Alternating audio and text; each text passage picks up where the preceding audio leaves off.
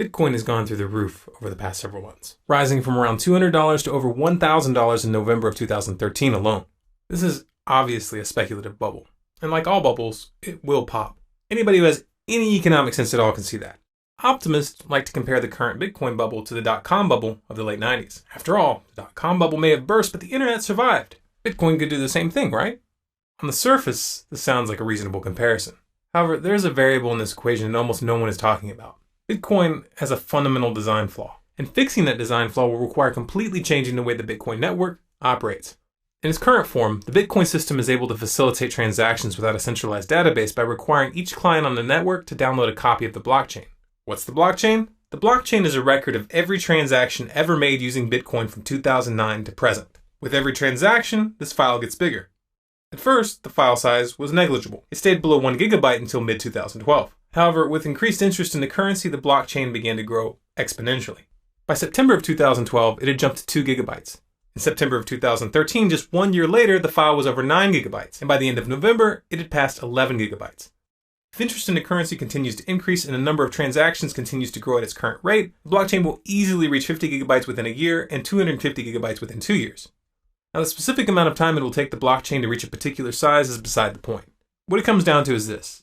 In its current form, Bitcoin is not scalable.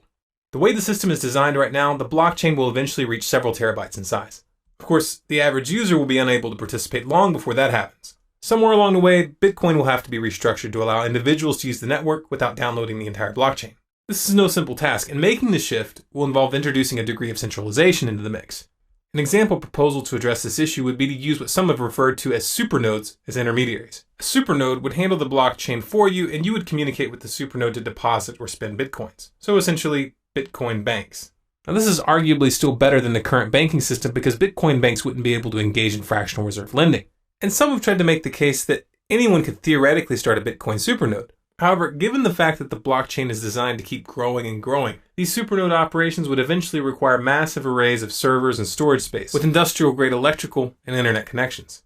This is not the kind of thing you would run out of your garage. This would be more like modern-day server companies, and such facilities would be easy to bring under regulatory control. Once that happens, Bitcoin will no longer be outside the system as it is now.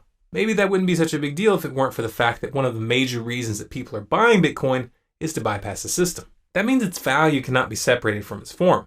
We know that that form is going to change. We know that Bitcoin is going to have to be restructured, but no one knows how the Bitcoin of the future will work, not even the developers themselves, because by their own admission, they haven't decided on a solution. What's the takeaway here? Don't treat Bitcoins as a stable, long-term investment, because it's not. In the short term, if you own a lot of Bitcoins, you're probably feeling pretty wealthy right now. Good for you. Just make sure you're treating this like a day trader in the stock market who's holding a very volatile commodity. If you sell at the right time, you might make a lot of money. However, those who get blinded by their ideal